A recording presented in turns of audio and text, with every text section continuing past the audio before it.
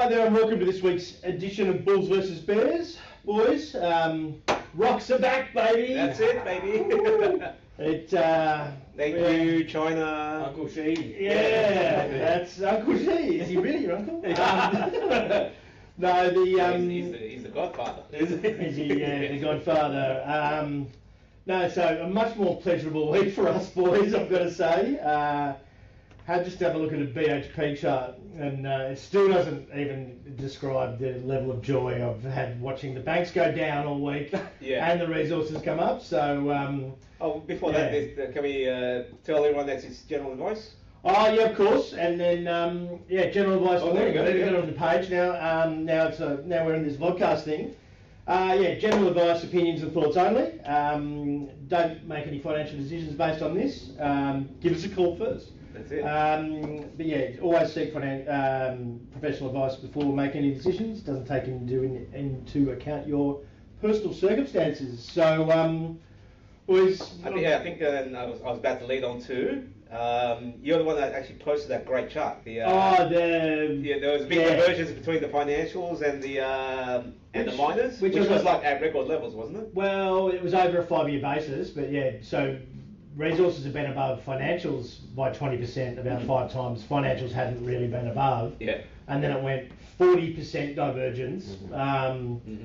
And one of the guys here from the hedge fund in the office sort of half pointed it out, and I'd been thinking about it, but I actually went and charted it out. Yeah. And saw how big it was, and just got lucky basically. Took it onto Ausbiz, and that trade is now, I think, two days ago on Wednesday it turned back 17%. And it's gone it would have gone another 5 or 6% since then. So yeah, exactly. And the thing is, the banks keep selling off, and the mines right. So both legs are, usually when you do a pairs trade, either one trade works or both go the wrong way, but have both going in the right direction and continuing. It's a rare occasion. Yeah, and look, I mean, apart from gold's almost becoming boring. It's going up so easily now. So we won't just harp on about how good you are, JT. Although 2,700, ding, ding, ding, ding. Yep. So I thought you were mad I think you mentioned it like in February or something like that, and I'm like, don't be ridiculous. However, I don't know whether you knew this at the time. That's the biggest year-to-date rally in 100 years for gold. Wow. In a percentage basis.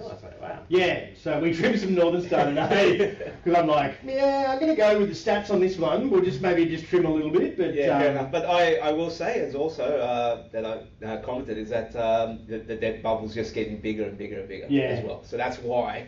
I think why it may seem like this seems quite an anomaly for gold to rally so much, but the debt situation all around the world. And as we keep saying, these momentum systems run the market now. Yeah. So and central banks are buying. Who's going to stop it? I mean, I'm not a gold bug, I'm a store of value believer. That's for damn sure. But gold just didn't seem to make sense. But once the central banks started buying, and when there's a panic, everyone always resorts to the one with the track record. So. That's it. But Chinese are buying silver as well. Apparently retail buying silver, which that concerns me a little bit. But we're going to do it a little bit different this week in terms of pretty much everything's based around this China stimulus. So we might leave that to later. We'll start with the stock highlights, boys. What caught your eye? Dave? Let's go into somewhere into your realm. Give us Star Group, mate. A company that I've, it's been a big part of my life over the last 10 years, and it's something I've kept an eye on over the last couple of years in particular. They've been in a lot of hot water. They've been in a trading halt for the last month or so. I believe they didn't actually report, so they've been put into the naughty corner for the last month or so. Yeah. So just some background. Dave doesn't have a history of money laundering. No. He plays professional poker. Yeah. So, and he's joined us here, and so there's no more NPC cards. Nice, that's for sure. Sorry, go on, mate. Yeah, so basically, they've been in a lot of hot water over the last couple of years with, like what you said, money laundering, and they've been in the trading halt. So anyone that's in the past has said, the house always wins, probably hasn't had a look at the share price today. No. They're down something, I believe it was like 45% the last time I checked, which is just nuts. So they're trading at half the value price of the actual house now, like an NTA. That's the argument all along. Like, I had a friend who was saying, "Oh, should I buy Star now?" And I'm like, hold on. There's more to come, right? But of course, it's cheap relative to its asset. But what if it goes under? Well, yeah, and then I mean, look, don't catch the falling knife, or in this case, the falling flaming chainsaw by the looks of it. Yeah, exactly. It's like everyone wants to be the hero and try and pick bottoms on things and find the absolute true value. I've just found over the years you're better off just foregoing that first 10-20%, whatever it is, let it bottom out, but just catch it when it's got some upward momentum. Yeah, well, at least that way when you're absolutely wrong. Whereas like you try and buy the low here, and then straight away you're down another 20%. You're like, okay, well, what do we do? So moral of the story: don't be the hero. Yeah. Don't be a hero. Dollar average, kids. But I mean, we were talking about MinRes before. I mean, that stock's gone from $80 down to $30, back up to $50. And I'm sitting here today going, wow, why didn't we buy more? Why didn't we buy some MinRes? And I'm just like, and then I went, because we would have bought it at 45, 40, and then when it was trading 30, we'd be sitting there going, oh shite. So it's kind of one of those things where you don't necessarily know where the bottom is, but you potentially could have dollar average, but we probably had enough Fortescue BHP. Yeah. We had enough rocks. We had enough rocks. So we enjoyed the ride on the other one. So Fortescue was one that we bought around the 20s from memory. Yeah, and then we got a big divvy. Got a big divvy. But that one, we entered it and it went all the way down to 16, and it's back at 20-30 now. So I think we're that is the one. Even though it hasn't rallied as much as MinRes, that's what I regret, because that was an easy trade. Yeah. And but that's a good lesson in the fact that we were over allocated in a sector, and we needed stimulus to save it, which it has, and that was a high percentage play. But at the time, you're sitting there. I've been in this game for 30 years. You'd still doubt yourself. Oh yeah, and when you got the AFR talking about they're leaving iron ore in the docks and things like that. Take them back now.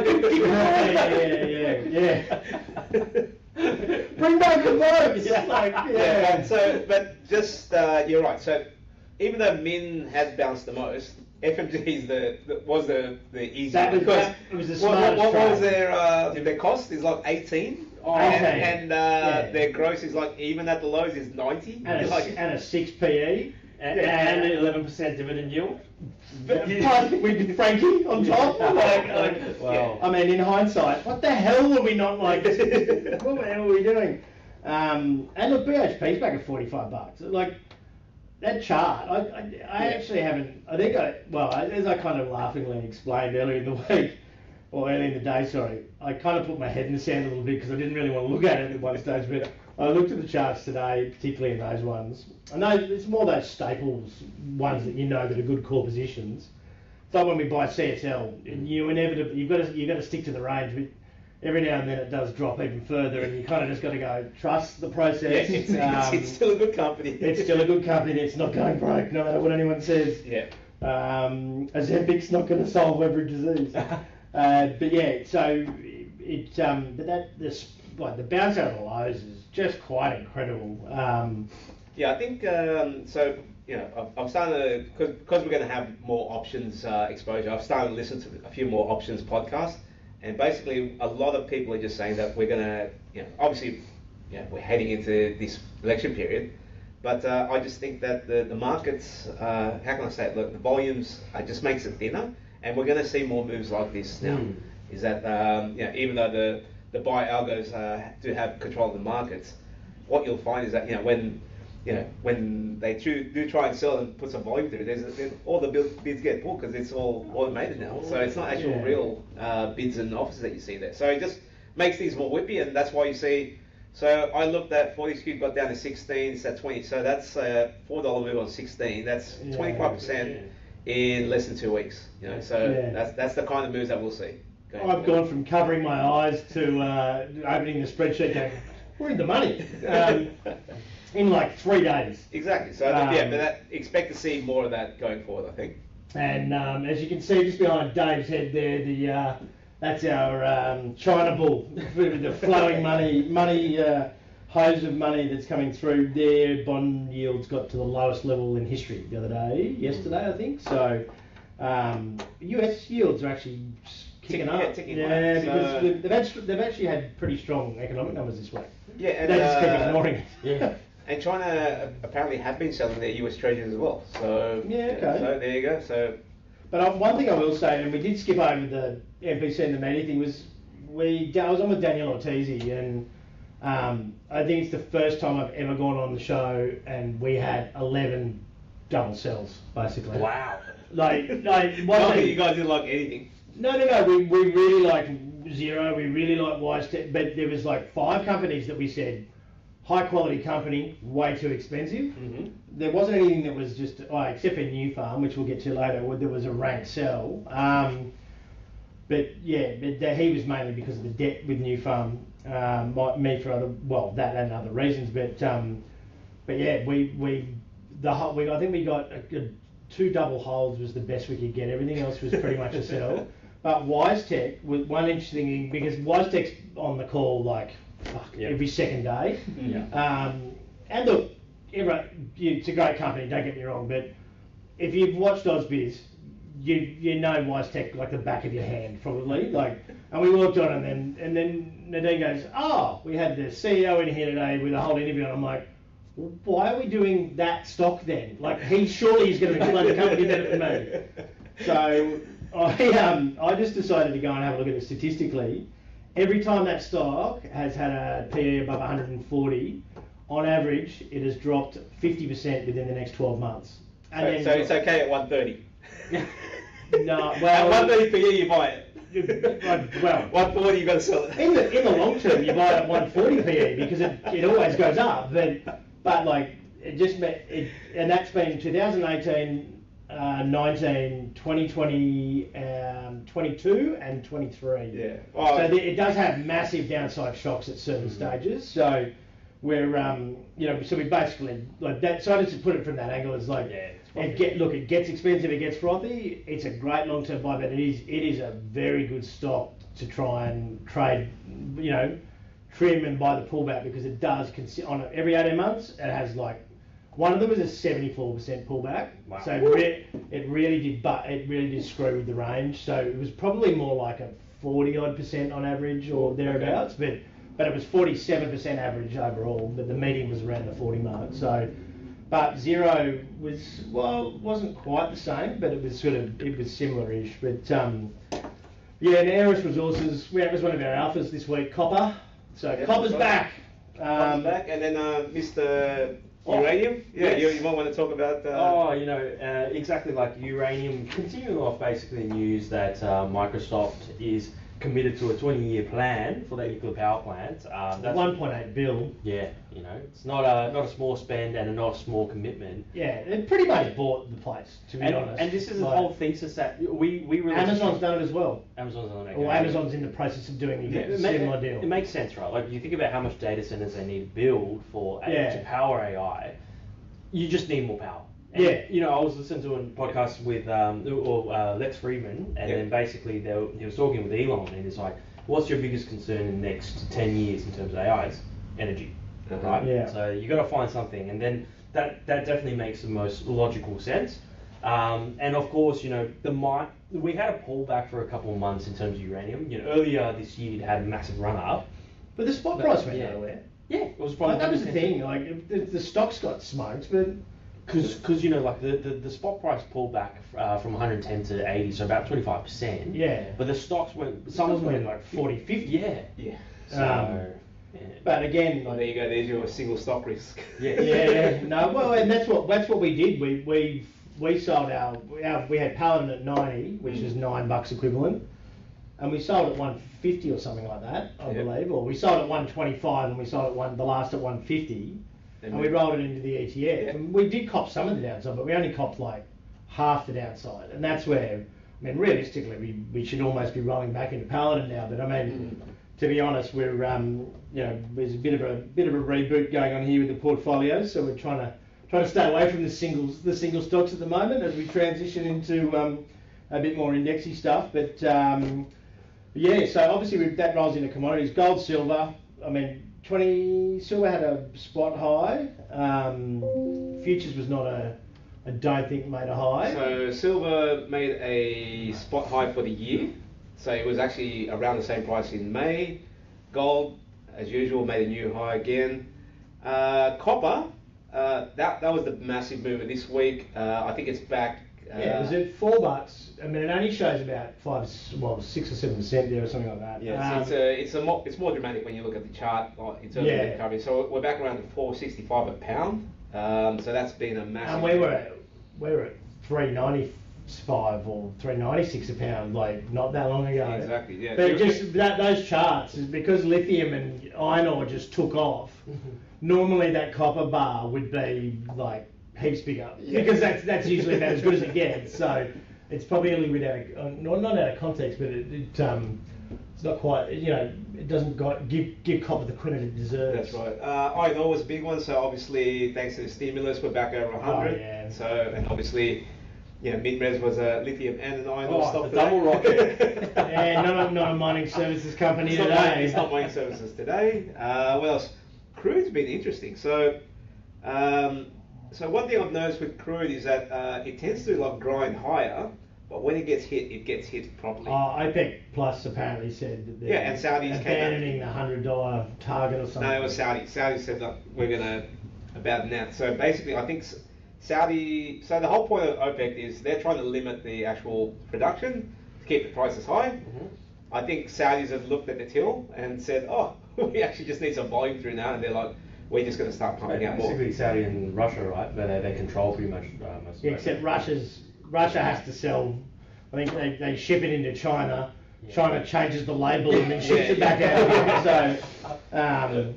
So exactly. They are good at putting those made in China labels. Yep, and then for the last one is crypto. So all the crypto bros are still kind of like, oh, where's our Lambos, where's our moonshot? But Bitcoin traded to 65, so it's not that won't excite the crypto bros, but for chart guys like me, the fact that it's just made another new high in a low vol environment, kind of tick along with gold. I think it's building up for a bigger move.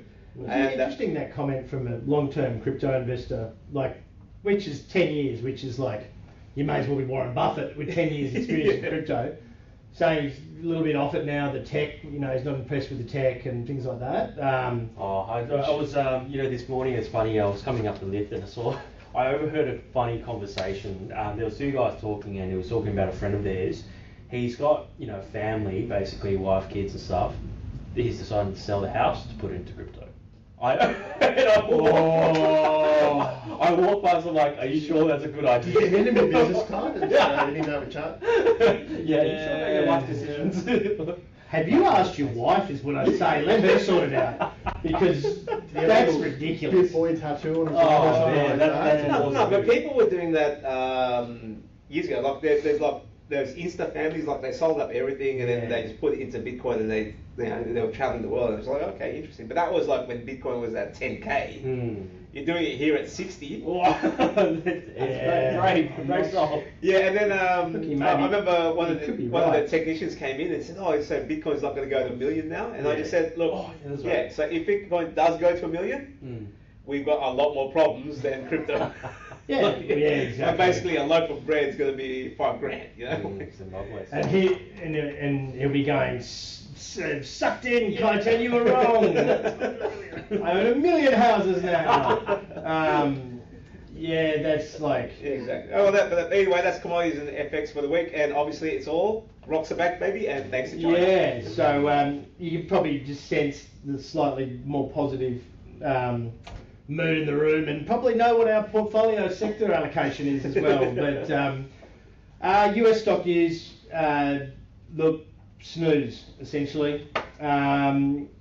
Every day, Asian and European sessions have been where the big gains have been, and it's actually drifted off during the US session. Mm-hmm. So they've kind of just found a reason, like really unfounded reasons for one particular stock to rally to save it every night. Like it does, like, but the US market, and I rarely say this because the US are the best at being bullish, but it's been obviously the selling's been hidden by the fact that it's opening up 1.5% and it's finishing up 0.1% every day. So all the buying seems to be in Asia, and obviously China stimulus helped a lot. Yeah. Like, what was the Chinese market up this week? Like 10 or percent. Oh, you look at wow. We don't have a chart. Yeah, we should have put a chart on that. The chart looks insane. Yeah. Like, just imagine the steepest skateboard ramp you've ever seen. Exactly. So what that could be though, like, you know, just noticing that the futures are running during Asia and during Europe, is that maybe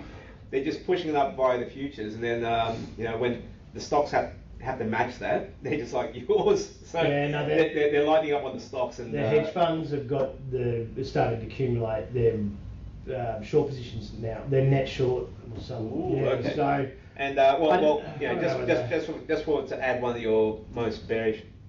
the more bearish stats that I've seen is insider selling. So not the actual institutions, the actual CEOs and directors.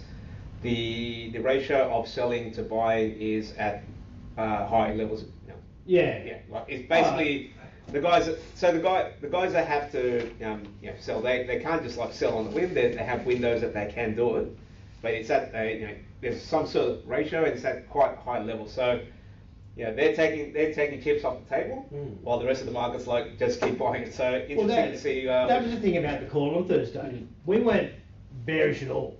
Yeah. Like, I mean, apart from the new fund thing was more about a technology lead. But I don't think we were bearish on any stock. But we couldn't rustle. We just looked at the valuations, just could not rustle up a single buy. Nearly everything was a trim to buy back later, which is a really difficult thing to do because people forget. But so that's where that's why we've been really loving those smart entry and discount entry notes, because you get out, you sell your stock, you get paid a coupon, and then it sets you a re-entry. So it's like, for people who aren't sitting in front of the screen like we are, it's brilliant because you just don't have to watch. Like, it's pretty it's pretty easy, and they're pretty cheap to do as well. But yeah, no, like it was hard work writing the morning report this week. Like, it was like, if anyone who reads our morning report, like, it's been 2 paragraphs most days, if that. Like, and I'm like scratching around to find stuff and then I just realised, well, if there's nothing going on, don't write anything. So yeah, it's not laziness this week, but more there is genuinely just nothing going on. Jensen, apparently, there was the reason Nvidia's up 6%, and he has not confirmed this or whatever.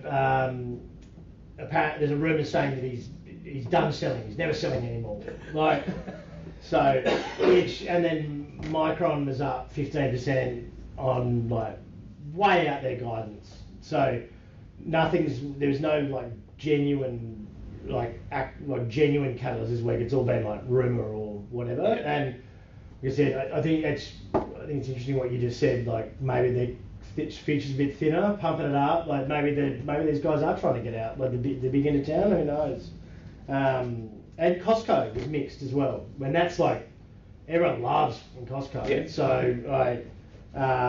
it got hit 2%, which is did it? I always say that Costco should be in the Mag 7, but it's only down 0.31 for the week. But I think it dropped 2% on its results last night. So we got PCE tonight. Inflation will be benign, so we'll probably rally. Yeah.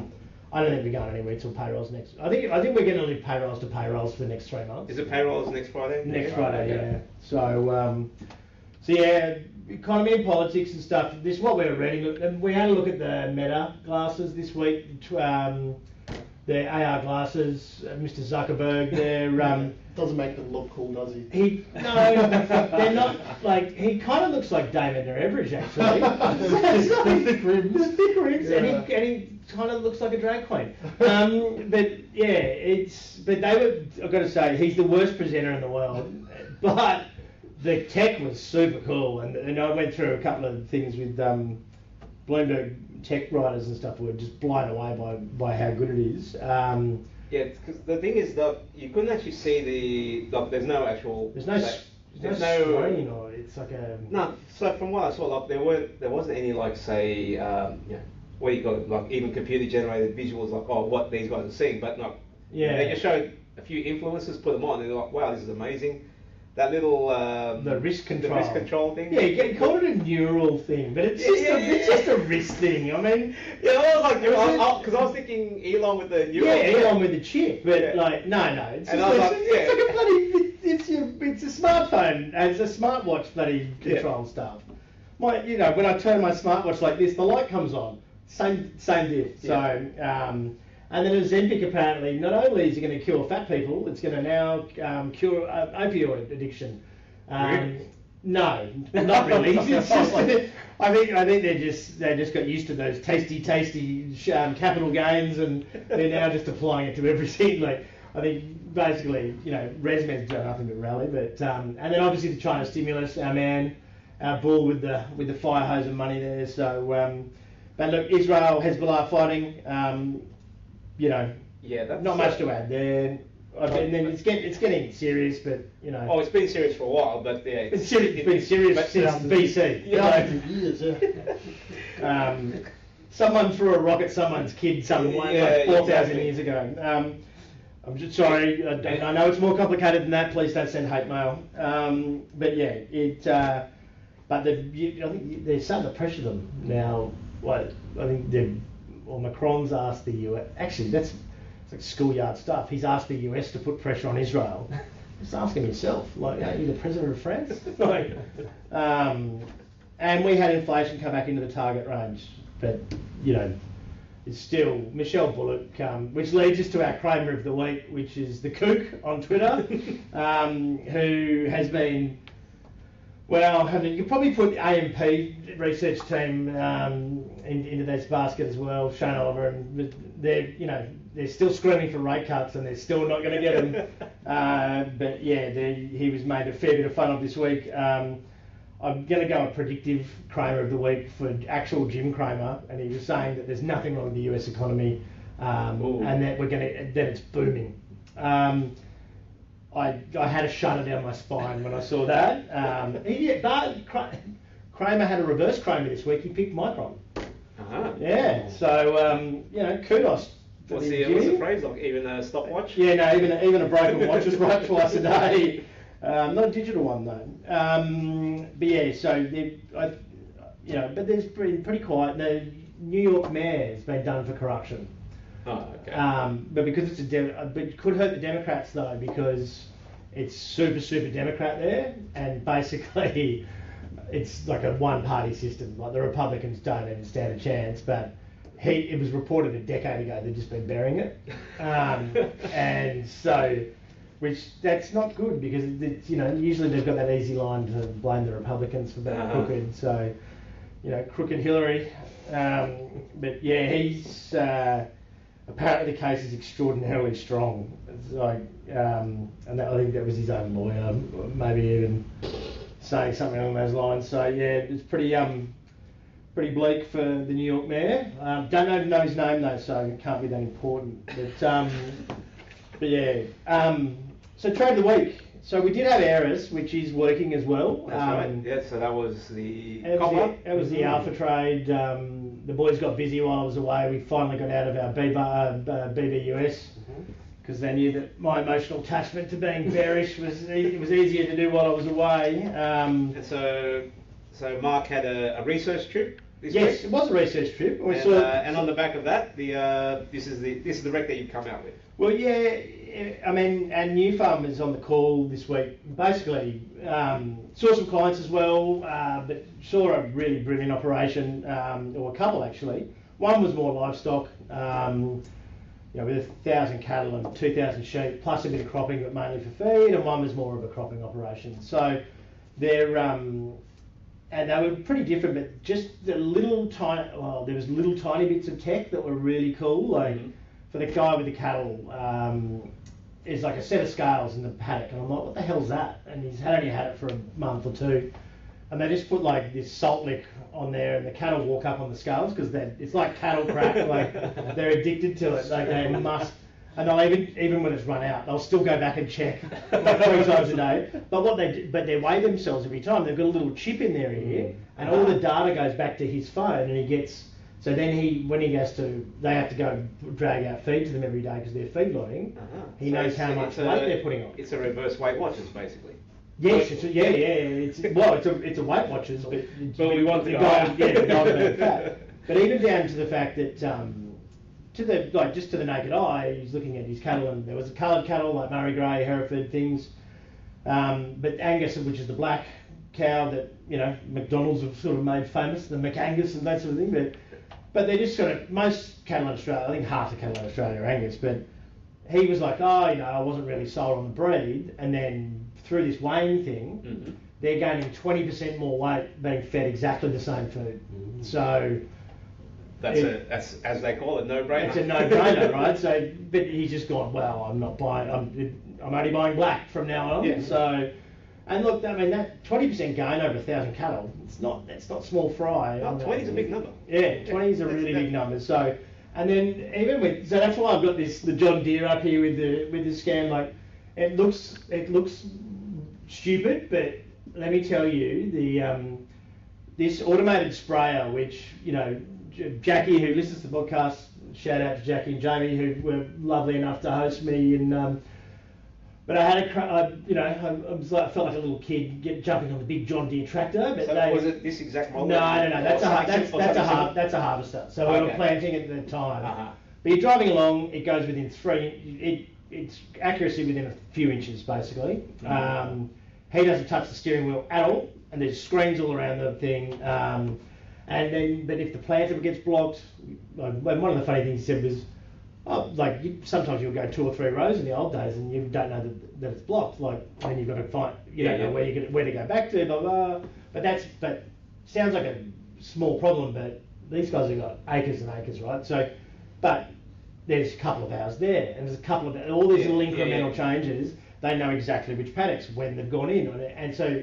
And then I went in their sprayer for weeds, and I think it does fertiliser. I'm not 100%, but it does cameras and like laser scanning, and it's fully unmanned, and it operates from the iPhone, and it just lets you know when it needs diesel and spray. But it uses 80% less spray. So that's the bearish new farm case. New farm case is 85% of their revenue is pesticide, herbicide. So, and there is cheaper versions of this thing. So, like, there's ones that just use the camera, which is slightly less accurate, that save you less on the spray. But they're like 100 grand, and these guys are making back. It basically could be 3 to 4 seasons, and they've completely made back, like, not even counting labour, because it's completely unmanned. So, and then I went further down the rabbit hole when I got back, because I'm a bloke, I grew up in the country. Tractors are pretty cool, and just like watching John Deere now is like a tech company basically. They've got this thing called Operations Centre, and they've got a guy in like North Queensland, Mackay.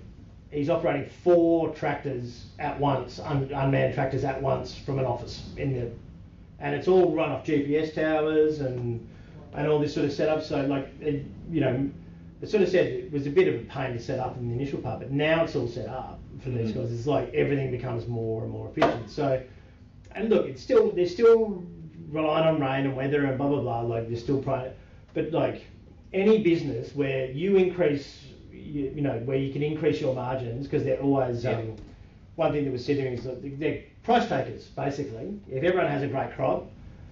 But then some years if you can have if you get a good crop and everyone else has had a bad one, they're almost the better years, or in a way. Like, but but we got El Nino is basically less than 10 or less than 12% chance for the next 12 months. So that means there's probably at least another 2 seasons, I suppose. La Nina, which is the wet weather, is a 71% chance until next April. So. And I use the US, the Naval and the Oceanic Authority in the US. The Australian websites I don't even bother looking at anymore. They are defensive as well, so if the market gets hit, ag stocks tend to get gravitated towards. Another thing for New Farm was I think it's about it's over a third. It's about 40% of their revenues US, and they're in drought. So that's not great either. So yeah, a little bit of defensive, but just like, you know, if farmers are making money, they're going to, you know, generally, and then with GrainCorp, everyone's got feed. GrainCorp's a volume business. They don't care about the grade. The farmers make more money if the grade's good, because they can go to durum wheat with a double O wheat flour, sorry, and then that's where the really good margins. It's quite hard to meet that standard usually, but apparently a lot of them will this year because there's been no disease, because they've got a little bit of rain and a little bit of rain. So, but as Jackie said to me, she goes, it's not just about getting rain. Like, you've got to get rain at the right time as well. Yeah. So, you know, but from a business perspective, they're, you know, improving your margins, lowering your input costs, and being less reliant on labour, which the mine's still all the unskilled labour in New South Wales, particularly, and I'm sure it's the same everywhere. Yeah. So that was why we kind of went with that. We've also had pretty good success in these, really. Yeah, absolutely. We're only getting back in where we got out 4 months ago. So, and you know, I think we made really good money on those overall. But yeah, it was a super interesting trip. So 2 cropping places. Well, one livestock, one pretty much cropping, the small amount of cattle, and then one that was very much half and half. I had a bit of a chat with, Simon, who is befriended on Twitter, who gives me a bit of.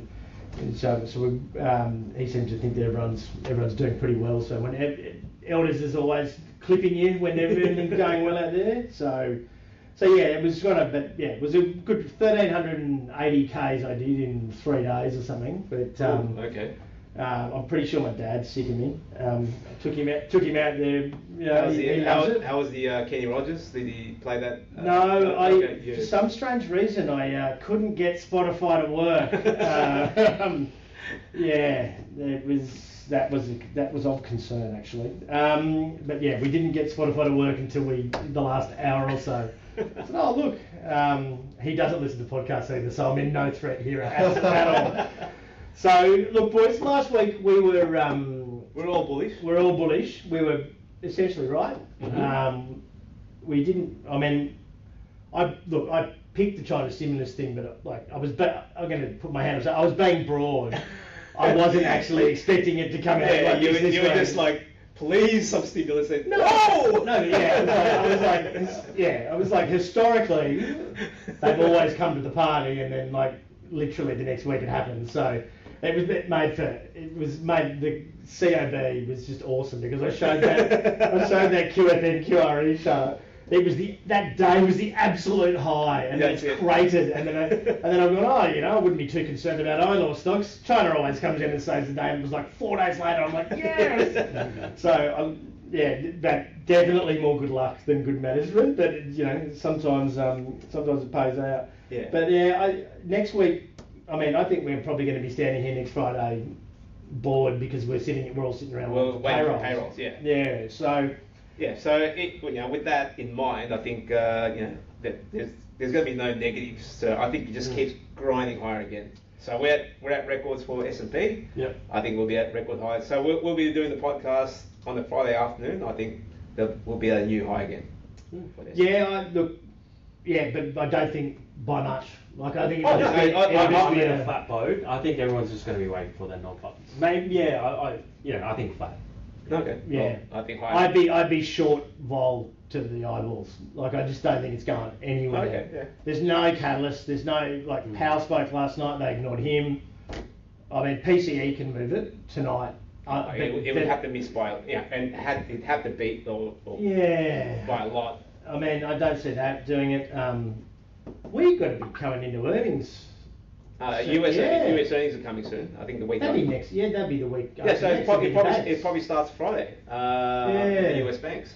I would imagine it will actually. So there you go. Because obviously it's end of quarter on Monday. So that could cause a move, I suppose. And generally, if it's near record highs, they don't let it fall away at the end of the month. So yeah, that's one thing I might have mentioned before. Yeah. Markets don't crash during earnings.